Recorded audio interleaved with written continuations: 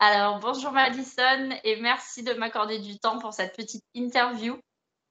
Alors, pour la petite histoire, vous allez regarder donc l'interview de Madison, qui est une jeune créatrice de tarot que j'ai découvert totalement par hasard sur un site participatif en fait de crowdfunding où en fait elle a mis son tarot en ligne pour que les gens puissent participer à sa cagnotte de façon à ce qu'elle puisse ben, créer son jeu dans la matière, justement, et son jeu donc s'appelle le tarot atmique. Elle va nous expliquer un petit peu tout ça. Mais avant de parler de ce tarot, j'aimerais que Madison, tu nous parles un petit peu de ton parcours, de si tu veux bien nous dire où tu vis, et puis quelles sont tes formations, parce que si ça se trouve, en fait, dans la matière, tu ne travailles pas du tout dans le graphisme ou je ne sais quoi, quelles sont tes influences et tes univers. Donc voilà, on va parler un petit peu de tout ça. Donc déjà, un petit point sur toi, qui tu es. Bonjour Laura, merci de me recevoir, c'est super gentil. Euh, pour commencer, oui, en fait, si je suis un petit peu quand même dans l'illustration. Je suis illustratrice professionnelle depuis cette année, en fait, hein. Voilà, j'ai réussi à me mettre à mon compte. Avant ça, je faisais quand même des dessins pour les autres, mais c'était gratuitement ou voilà, ça n'avait rien de professionnel, quoi. Euh, j'ai quand même été vendeuse et j'ai quand même fait plein d'autres métiers qui n'ont rien à voir avec tout ça. Et là, je suis épanouie depuis que je fais de l'illustration, donc ouais, c'est super cool. Je suis de Marseille. Euh, enfin, de Marseille. J'ai été quand même 10 ans à Marseille, donc c'est vrai que pas très loin de toi. Euh, Actuellement à Roquefort-la-Bédoule. Quoi d'autre? Euh, Par quoi j'ai commencé? En fait, je dessine depuis très très longtemps. C'est ma mère qui m'a appris à dessiner d'ailleurs. Euh, je dessinais beaucoup de corps. Je dessinais beaucoup d'ombre et de lumière et j'aimais beaucoup. En fait, ça a toujours été une passion en fait le dessin. Et j'ai appris. Et après, j'ai été autodidacte par la suite. Et j'ai aussi été aidée par Art Attack. Je sais pas si tu as connu cette émission. J'adorais. C'est ce qui m'a appris à dessiner et c'est comme ça que c'est surtout venu. Après, pour ce qui est du tarot, c'est une affaire un peu familiale aussi, puisque en fait, je ressentais une fine connexion, disons, avec le monde invisible quand j'étais plus jeune. Euh, D'ailleurs, je ne savais même pas que ça s'appelait l'ésotérisme à l'époque, hein. Je ne connaissais pas du tout ça. Ça a commencé très très tôt. Je devais avoir peut-être 7-8 ans quand j'ai ressenti les, les premières choses bizarres, on va dire, qui se passaient autour de moi. Et je me suis rendu compte par la suite que ma mère aussi vivait les mêmes choses. Donc, je me suis dit à ce moment-là que j'étais peut-être pas folle. Et pourtant, il y a bien un moment où je me suis dit finalement, bah, c'est peut-être dans ma tête. Et bref, j'ai fermé la porte pour aussi la simple raison que c'était assez effrayant. C'était des choses qui, comment dire, c'était assez sauvage comme ressenti. Donc, ouais, il y a un moment où j'ai arrêté. Et quand j'ai décidé d'arrêter, d'ailleurs, ça s'est arrêté net. Pendant quelques années, à partir de 14 ans, j'ai complètement arrêté de ressentir la moindre chose. Et au début, c'était pas mal. Et puis vite, je me suis rendu compte que ça me créait beaucoup de stress de plus avoir d'apparition ou d'entendre des choses bizarres, etc. Ça me créait un peu des gros stress. Donc, j'ai réouvert la porte, on va dire. Et là, bah, c'est revenu petit à petit. J'ai commencé à revoir des choses, réentendre des choses, encore plus qu'avant. Mais cette fois, ça me faisait plus peur. J'avais décidé que j'allais prendre en main un petit peu cette faculté. Je dis faculté, mais tout le monde l'a en fait, hein. C'est juste un exercice à faire, je pense. Et c'est là que j'ai d'ailleurs acheté mon premier oracle. D'ailleurs, c'est l'oracle Le Manuscrit. que j'ai vu que tu avais déjà décrit plusieurs fois dans tes vidéos. Celui-là, je l'avais choisi dans une boutique ésotérique et celui-là, il m'avait vachement plu, très simple visuellement. Et quand j'ai commencé à tirer les cartes avec, c'était vraiment la révélation. Vraiment, tout ce que j'ai tiré, c'est avéré exact. Si bien que je me suis dit, waouh, ça m'a vraiment conforté un peu dans l'ésotérisme. Voilà. Après ça, c'est là que je me suis dit, oui, il faudrait que je poursuive, etc. Hmm. Après, il y a quelqu'un m'a dit qu'il avait un jeu de tarot. C'était une amie et elle m'a dit, tiens, je te le donne. En fait, je sais pas comment dire, mais à ce moment-là, quand elle a voulu me donner le jeu de tarot, je me sentais pas à l'aise avec ça et quelqu'un d'autre qui était à côté de moi, qui ne la connaissait pas et qu'elle ne connaissait pas non plus, voulait le tarot. Et je sais pas comment, mais ça s'est passé naturellement. Le jeu de tarot m'a filé sous les yeux et il est allé à cette personne. Et je sais pas, c'est comme si que ça devait se passer comme ça. Du coup, je me suis pas posé plus de questions. J'ai dit, bah, c'est pas grave, je sais que le tarot existe et que peut-être j'y retournerai. Et entre-temps, euh, j'ai lu un livre qui s'appelle Le Secret. En gros, comment se servir des énergies positives. Et ça a été un grand changement dans ma vie. En fait, j'étais très, très morose, un peu dépressive, etc. Et j'avais l'impression que la roue tournait que dans un sens et qu'elle tournait pas dans le bon. Et j'attendais avec impatience le moment où ce serait le tour de la chance et ça n'arrivait pas.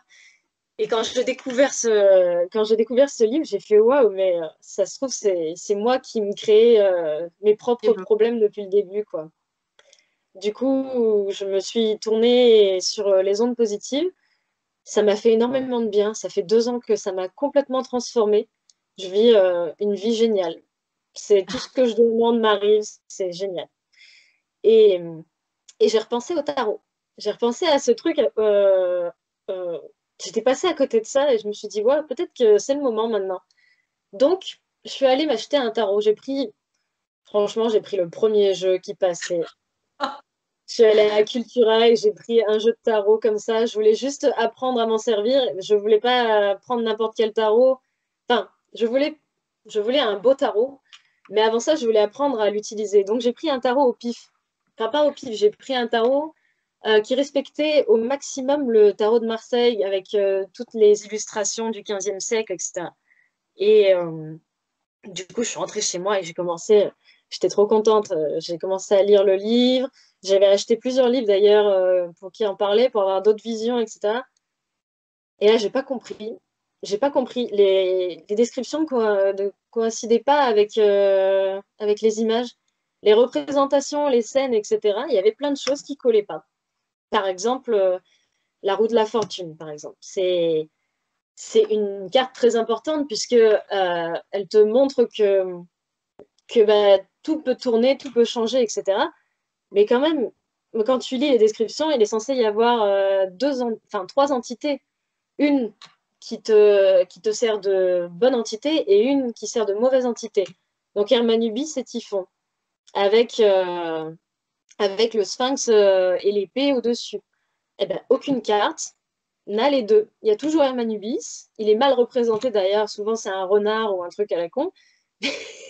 C'est jamais Typhon, par exemple. Et je dis, mais c'est pas possible. Comment est-ce qu'on fait pour interpréter une carte s'il n'y a pas les bases même? Donc, c'est là que je me suis dit, ok, bah, je vais faire mon propre jeu et je vais dessiner les cartes comme ça me paraît être logique et surtout comme je pourrais les interpréter le plus simplement et visuellement. D'ailleurs, c'est pour ça que j'ai rajouté plein de symboles aussi, par exemple, enfin, des tout petits indices que je pense tout le monde pourrait comprendre, mais voilà, c'est des petits indices en plus pour être sûr de bien comprendre la carte. Bon, c'était ça au départ. Et, et là, je me suis rendu compte que d'autres personnes pouvaient être intéressées par ça et que plein de gens en fait avaient ce problème-là. soit on est obligé d'apprendre par cœur la carte parce que bah, l'illustrateur ou le graphiste a voulu faire une illustration et pas forcément représenter la scène. Mais du coup, c'est plus compliqué, je trouve, pour une interprétation. Soit, effectivement, tu as les scènes de base du tarot de Marseille, mais je trouve que c'est pas... C'est, bon, déjà, l'illustration peut être un peu vieillotte, mais surtout, ouais, il manque... enfin, à quoi ça sert de prendre un jeu qui respecte les illustrations et les scènes du XVe siècle s'il n'y a pas tout? Donc, voilà comment j'en suis venue à faire ce tarot. D'accord, bah, c'est cool, mais je comprends ce que tu veux dire parce qu'en fait, moi, c'est pareil. J'ai commencé, si tu veux, par les oracles et j'ai commencé par l'oracle G, place dans ma chaîne YouTube d'ailleurs. Et en fait, ça fait des années que j'ai envie d'essayer le tarot, mais j'ai une aversion profonde pour le tarot parce que rien ne me parle. Les scènes ne me plaisent pas. Alors j'en ai toute une ribambelle, hein. Là récemment, j'ai voulu me mettre au Rider-Waite parce que bon, tout le monde dit que c'est plus parlant et tout, mais en fait, j'accroche pas parce que le problème, c'est ça, c'est le côté. Et pour moi, les cartes, ça doit être intuitif. Qu'on aille chercher des informations dans les petits livrets avec pour comprendre certaines subtilités que certains auteurs veulent faire passer, c'est normal. Mais il faut que ce soit intuitif, il faut que les cartes, elles parlent. Tu parlais du manuscrit. Le manuscrit, je veux dire, il y a pas 36 trucs. Le parchemin, c'est les papiers, c'est l'officialisation de documents officiels, voilà, je veux dire, c'est très très simple. La balance, c'est ou la justice ou le commerce. Donc voilà. Mais le tarot, c'est vrai que ça paraît tellement complexe de par toutes ces subtilités en fait que je pense qu'il faut vraiment avoir une attirance très particulière pour pouvoir avoir des affinités avec le tarot. Et puis le tarot, ça a quand même plusieurs aspects. On a le côté prédictif et le côté psychologique. Et j'ai l'impression, de par ce que je vois, que très peu de gens l'utilisent en côté prédictif. Du coup, la question que j'ai envie de te poser, c'est toi, ton tarot, quel aspect il va avoir? Est-ce qu'on pourra l'utiliser en prédictif et en psychologique ou est-ce qu'il sera plus positionné sur un des deux aspects? Ah non, alors moi quand j'utilise mon jeu, parce que j'ai imprimé quand même une première version avec seulement les arcanes majeures, je l'utilise pour les deux. Après, j'aime bien faire un mix quand même avec l'oracle, le manuscrit, et peut-être trouver des solutions avec le tarot. En fait, j'aime bien maintenant, je fais ça de plus en plus souvent, je mixe beaucoup les deux. Mais ouais, mon but, c'est quand même qu'on puisse l'utiliser pour le prédictif, euh, notamment avec les arcanes mineurs. En fait, dans le tarot, c'est aussi ça qui est un peu ennuyant dans ce jeu, c'est que les arcanes mineurs, souvent, c'est épée, coupe, enfin, tout est dessiné comme sur un jeu de tarot. Si c'est 10 d'épée, eh bien, il y aura 10 épées sur le dessin. Bah, je suis désolée, mais ça m'aide pas beaucoup, quoi. Donc, au final, si on regarde bien, il y a tout le côté déjà numérologie qui peut être pris en compte aussi avec le tarot. Beaucoup de choses sont beaucoup plus faciles à comprendre quand on fait un peu de numérologie. Et c'est pareil pour les arcanes mineures, du coup. Toujours le 1, la création matérielle, le 2, la création spirituelle, et le 3, le gain des deux, quoi. En général, ça fait toujours un peu, peu importe quelle lame c'est, si c'est le 3, ça va toujours y revenir. Par contre, chaque lame des arcanes mineurs va avoir un sens précis. Il va y avoir soit l'intellect, soit les passions, soit les sentiments. Enfin, il y a tellement de choses. Et chaque grande famille raconte une histoire. Donc c'est ce côté-là qui est intéressant dans mon jeu. C'est que puisque chaque grande famille raconte une histoire, mettons la lame de la coupe, ça va être la grande histoire des sentiments. Bon, bah, puisque ce sont les sentiments, ça va être, on va parler de mariage, on va parler de projets communs, donc peut-être d'un enfant, etc., de défaites amoureuses, il y a beaucoup de choses qui peuvent aller, et chaque carte se suit, en fait.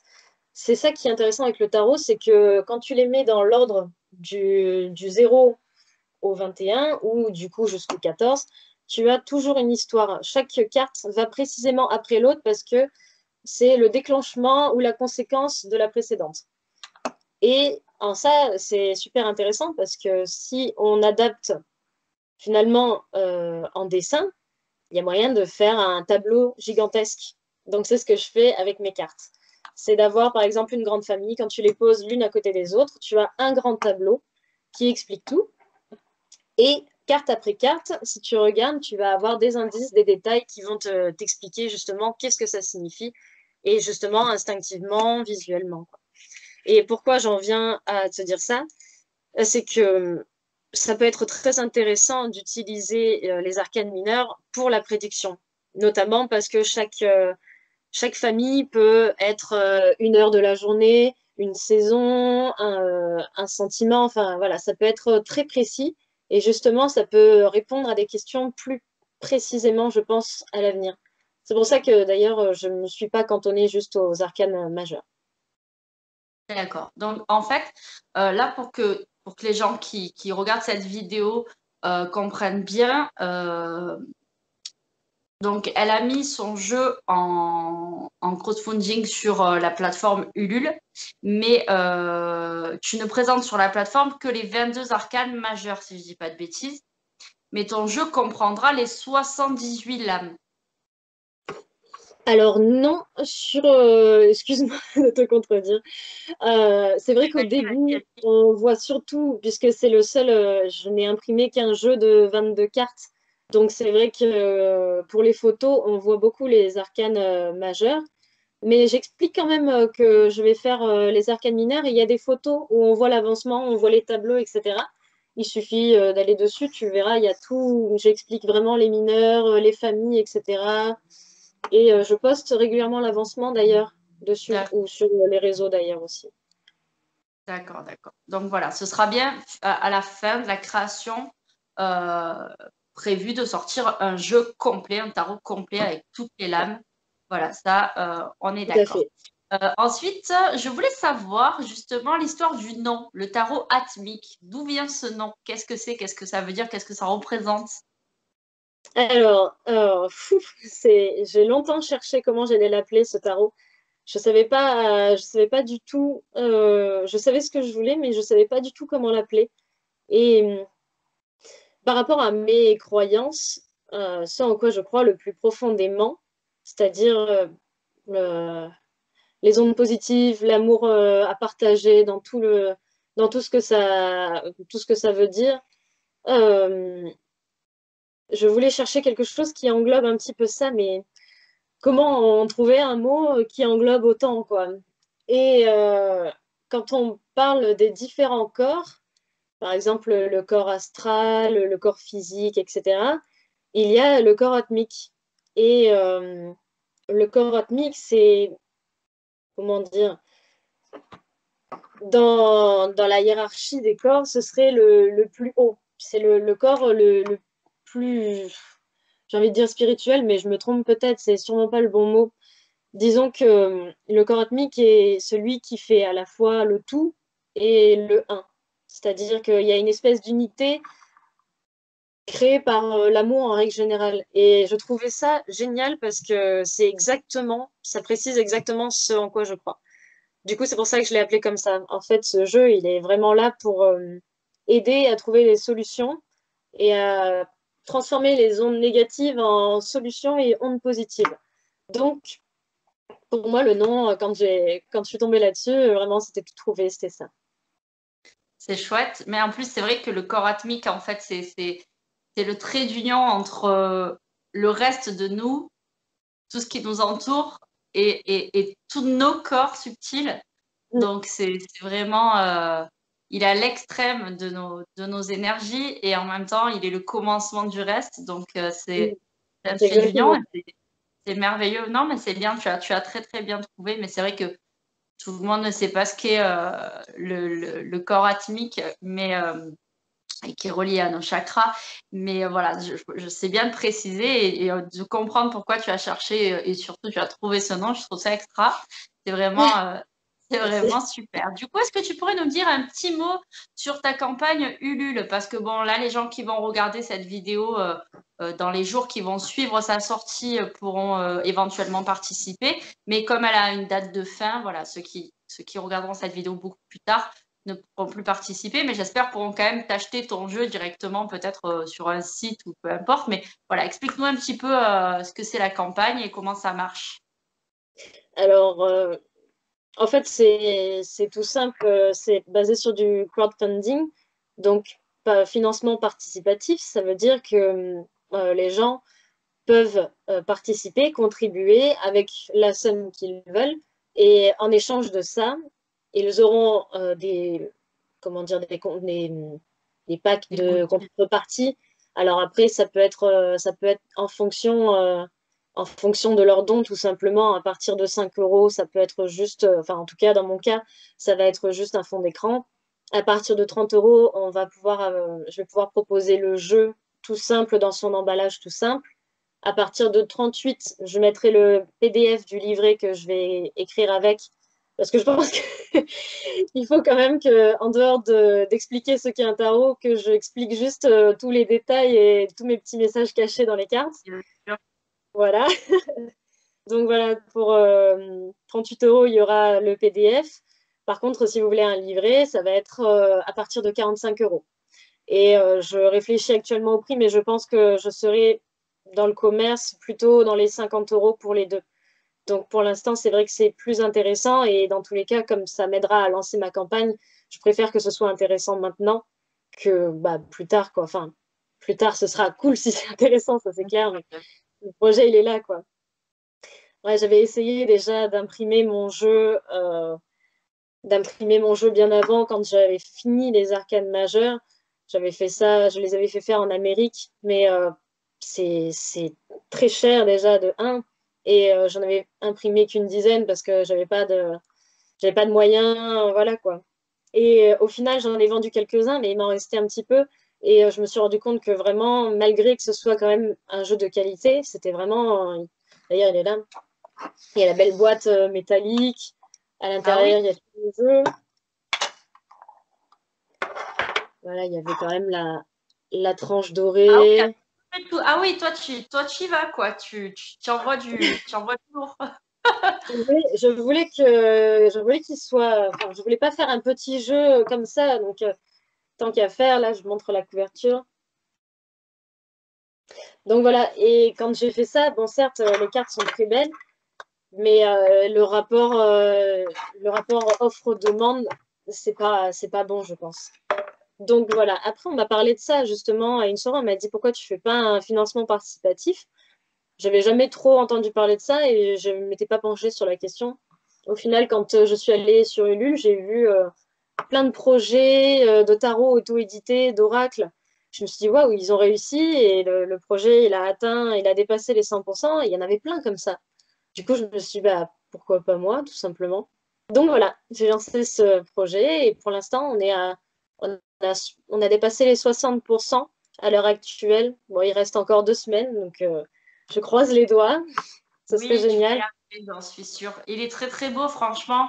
Même pour les gens qui, moi, comme je t'ai dit, je suis venue vers toi parce que ton jeu, enfin, je le trouvais tellement beau et pourtant, comme je disais juste avant, je n'aime tellement pas les tarots, mais je me suis dit, waouh, celui-là est trop trop beau. Donc je pense que même des gens qui ne connaissent pas le tarot parce ils en sont que entre guillemets à l'oracle, peuvent être quand même intéressés parce que je pense que c'est une approche novatrice du tarot, puisque toi tu veux faire des choses qui sont très précises, très détaillées.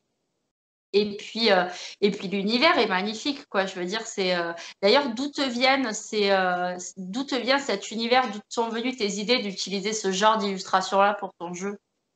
Alors ça, honnêtement, je, au niveau graphisme, j'aime beaucoup de choses. Alors je pense que je pioche un petit peu partout, mais je saurais même pas te dire quoi. Par contre, il y a une chose que j'ai voulu retranscrire dans mes dessins qui est importante pour moi. Quand je fais ça, du coup, depuis que je pratique l'énergie positive, quand je me sens en colère ou triste ou trop de ressentiment, vraiment que je me sens dans le négatif, j'ai l'impression d'être une boule noire, je ferme les yeux, je me pose, je fais le vide et je me mets en tête une phrase positive et en fait, elle se traduit en lumière. Et quand je vois la lumière, j'attends, je la répète et j'attends juste qu'en fait, elle passe au travers et qu'elle chasse toutes les ondes négatives que j'ai. Et quand j'arrive à me sentir plus légère, j'ouvre les yeux, je suis énergisée, je suis repartie, il n'y a plus rien qui existe, enfin, plus rien de négatif, quoi. Et ça, je trouvais ça génial. Quand vraiment j'ai besoin d'employer ça, ça me fait un effet incroyable. Du coup, je voulais vraiment que le jeu soit lumineux, au moins de la même manière que je le perçois quand je ferme les yeux. C'est vraiment la seule chose qui importait, en tout cas, quand j'ai voulu donner un style à mon dessin. C'est chouette, mais j'aime beaucoup ta façon de penser et de parler parce que, sans dévoiler forcément ton âge, parce que voilà, mais je veux dire que tu n'as pas encore atteint la trentaine et je te trouve très lucide sur je recommence. Je te trouve très lucide sur ta spiritualité, sur ta façon de voir les choses. Je te trouve très douce, très lumineuse, effectivement. Et je trouve ça quand même chouette. Et franchement, je ressens de toi que tu vas aller plus loin que ce jeu. C'est-à-dire que je pense que tu vas en faire quelque chose, mais je pense que c'est juste un tremplin dans ta spiritualité, dans la matérialisation, je vais y arriver, de ta spiritualité. Euh, je sais pas pourquoi depuis tout à l'heure, en fait, je te vois écrire un livre. Ah, c'est marrant, C'est j'y pas pensais le juste PDF avant. du jeu, mais je pense que dans quelques années, tu vas avoir matière à écrire un livre sur ta façon de vivre ta spiritualité, de partager ça. Et rien que déjà, quand tu nous parles, tu nous transmets du positif. Tu viens on est là pour parler de ton jeu et tu viens de nous transmettre un petit tips, une petite astuce tout simplement pour transformer du négatif en positif. Et tu veux déjà faire transparaître ça au travers de ton jeu. Et je trouve ça super beau, super altruiste. Franchement, je pense que c'est juste un tremplin. Tu iras plus loin que ça. Euh, Merci, c'est vrai. et J'espère. et- et j'attends ça avec impatience parce que c'est très intéressant, ta façon de voir les choses, mais c'est vraiment chouette. Et du coup, ta campagne, alors, ta campagne se finit le 20 novembre, c'est ça? C'est tout à fait vrai. Le 20 minuit. Voilà, Ouais. dernier jour. Bon, après, voilà, je suis déjà à 60%, donc je pense pas qu'il me manque grand-chose et je me dis que même si j'atteins pas les 100%, je trouverai peut-être un moyen justement de les atteindre et pouvoir arriver à imprimer, etc. Ce sera pas grand-chose, mais et si jamais je trouve pas de moyen, mais bon, je, je pense qu'il y a pas de raison parce que c'est vraiment le plus gros projet que j'ai à mon actif et j'ai envie qu'il se réussisse. Et juste le fait d'imaginer que ça se réussisse, c'est génial. Donc, dans tous les cas, je pense que je ferai en sorte de l'imprimer et oui, j'espère aller plus loin que ça. C'est marrant ce que tu dis parce que juste avant notre entretien, j'étais en train de récapituler un petit peu les points que je voulais aborder et je me suis dit, mince, c'est marrant, peut-être il y a moyen d'écrire un livre. Et puis après, je me suis dit, ah, ça va, calme-toi. Non, mais je le sens, il y a quelque chose. Je te voyais en train d'écrire un livre, en fait. Donc, voilà. Et surtout sur le côté spirituel, ta façon de voir les choses. En plus, bon, on en parlait un petit peu avant l'interview parce qu'on a triché, j'ai triché un peu, on a discuté un petit peu avant. Du coup, je sais quelques petites choses. Mais c'est vrai qu'en fait, au niveau familial, tu as une partie de ta famille qui est très, très cartésienne et qui Mm. réfute un peu ce côté. Euh, Extraordinaire et, Ah, euh, c'est et ça, invisible. Et Nadia. puis, il y a le côté, comme tu disais tout à l'heure, de ta maman où ben, elle vit aussi Mm. des choses entre guillemets, surnaturelles. Voilà, du coup, tu as eu cette opposition dans ta jeunesse de deux personnalités qui ne vivaient pas les mêmes choses et qui, d'un côté, ne comprenaient pas qu'il y a effectivement un monde spirituel et qui, de l'autre côté, le vivaient en plein et il fallait gérer tout ça. Donc, je pense qu'il y a matière à ce que tu fasses quelque chose pour exprimer tout ça parce que je pense qu'il y a plein de gens qui vivent dans cette dualité familiale et plein de gens qui ne disent rien parce que c'est même pas un parent est pour et l'autre parent est contre, entre guillemets, voilà, mais c'est eux le vivent et personne dans leur famille ne peut le comprendre et qui finalement se renferment, peuvent penser qu'ils sont fous, peuvent penser que c'est bizarre. Enfin, il y a des gens pour en arriver à des extrêmes qui finissent très très mal parce qu'ils sont persuadés qu'ils sont fous et que ça n'arrive à personne d'autre, alors que c'est pas du tout le cas. Il y a énormément de gens qui vivent une spiritualité intérieure, c'est-à-dire avec des voix ou des images sans vraiment comprendre pourquoi. Et ça peut être intéressant de retransmettre ça. Et puis, voilà, tu fais partie de la nouvelle génération d'êtres spirituels incarnés qui ont plein de choses, je pense, à dire et à transmettre. Et ton jeu, c'est déjà les prémices d'une Mmh, transmission de une savoir. transmission. Alors, Donc, après, les gens qui, comme tu dis, qui ne peuvent pas, qui sont un petit peu bloqués par le, je sais pas si on me prendra pour un fou ou pas. Comme tu dis, on est dans une époque où ben, on l'accepte beaucoup mieux et puis si on te prend pour un fou, on va juste se dire bon bah voilà un de plus et au final on est de plus en plus nombreux donc on sera plus fou au bout d'un moment, quoi. Non, tout ça pour dire que le meilleur moyen c'est d'en parler en fait.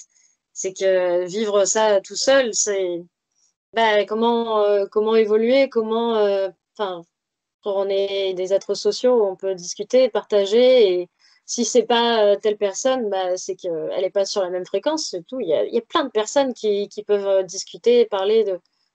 Voilà. Bah, après, les réseaux sociaux, tout ça, c'est génial pour ça. Donc, maintenant, je pense que d'ailleurs, c'est en partie ce qui sert à faire évoluer tout ce côté un peu ésotérique qui marche, qui fonctionne de plus en plus. Les gens se permettent de parler au début en anonyme et au final, ça devient plus du tout une peur d'en discuter. Et ça, c'est génial. c'est Faut en vrai. parler. Ouais, on rencontre de plus en plus de gens qui nous ressemblent finalement et avec qui on peut s'ouvrir. Alors après, c'est sûr que moi, j'aime bien vous mettre en garde toujours. Les réseaux sociaux, c'est bien, mais avec parcimonie parce qu'il y a de tout et n'importe quoi là-dedans. Il y a des gens qui peuvent profiter de vous. Il y a Ah des oui, moments où quand on découvre sa spiritualité, on peut se sentir faible, vulnérable parce qu'on ne comprend pas ce qui nous arrive. Certaines personnes, malheureusement, le sentent et en profitent. Donc, les réseaux sociaux, on se renseigne dessus, mais on se confie qu'à certaines personnes et on essaie de faire le tri, de rester. On est dans la matière, on est incarné, donc on essaie quand même de faire le tri et de rester raisonné et raisonnable tout en essayant de comprendre ce qui nous arrive. Mais on part pas comme des fous et on n'écoute pas tout le monde. Et puis clairement, surtout, clairement. voilà. Et on essaie aussi de comprendre que la spiritualité, c'est personnel, ça nous appartient. C'est pas comme la religion, entre guillemets, où on va dans des temples, dans des sanctuaires et on fait la religion en groupe. La spiritualité, ça n'est pas du tout la même chose. Ça n'est pas dicté par des lois. Il n'y a pas de livre pour la spiritualité. C'est quelque chose de personnel. Ce que vous faites, vous, dans votre spiritualité, ne sera pas pareil que ce que fera peut-être votre frère ou votre sœur ou votre compagnon ou Mm. votre compagne. Donc voilà, on fait le tri, on prend ce qui nous parle, ce qui est bon pour nous. Il n'y a pas de vérité absolue dans la spiritualité. Voilà, c'est très, très personnel. Mais c'est vrai qu'on peut en parler de plus en plus et trouver des gens qui nous comprennent. Pas qui nous ressemblent, mais qui nous comprennent. Et ça, je Mm. trouve que c'est très, très important. Et d'avoir des gens qui transmettent ça par des supports. Et on va pouvoir travailler. En plus, le tarot, c'est juste un truc extraordinaire parce que on peut travailler sur tous les plans et même sur son plan spirituel pour trouver nos blocages. Si, Absolument. voilà, je pense que tu en as fait l'expérience, peut-être en tirant les cartes, de te dire, ben, peut-être que tu as eu peur de certains messages qui t'étaient délivrés parce que tu n'étais pas sûr que ça t'était destiné ou qu'il fallait peut-être les transmettre ou comment les comprendre. Et avec les cartes, et notamment le tarot, on va pouvoir bah, trouver les solutions et comprendre un petit peu. Donc, c'est bien. Tout à fait, oui.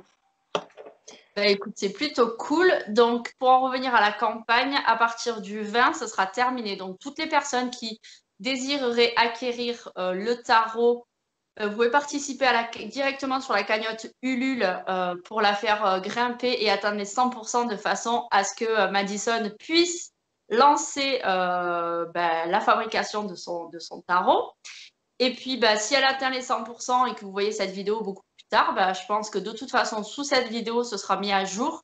Il y aura tous les liens de ces réseaux sociaux pour pouvoir commander directement le jeu chez Madison. Voilà, si jamais, entre-temps, elle crée un site internet ou quoi ou qu'est-ce, ce sera en dessous. Et voilà, il y aura pas de... Vous n'aurez pas besoin de chercher midi à 14h pour la retrouver. En tout cas, on va lui souhaiter bah, que la campagne aboutisse. Voilà, j'espère que cette petite vidéo te donnera un petit coup de pouce parce que je pense que ça mérite bah, de sortir et d'être connu dans le milieu de la tarologie. Voilà, je te souhaite peut-être un jour de te retrouver dans les rayons de Cultura à Aubagne ou à la Valentine.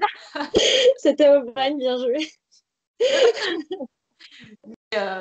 Non, mais c'est vraiment chouette et les projets comme ça méritent vraiment un coup de pouce. Et si vous êtes d'autres youtubeurs ésotériques à regarder cette vidéo, je vous invite vraiment à faire ce genre d'action et de voilà, c'est bien de faire.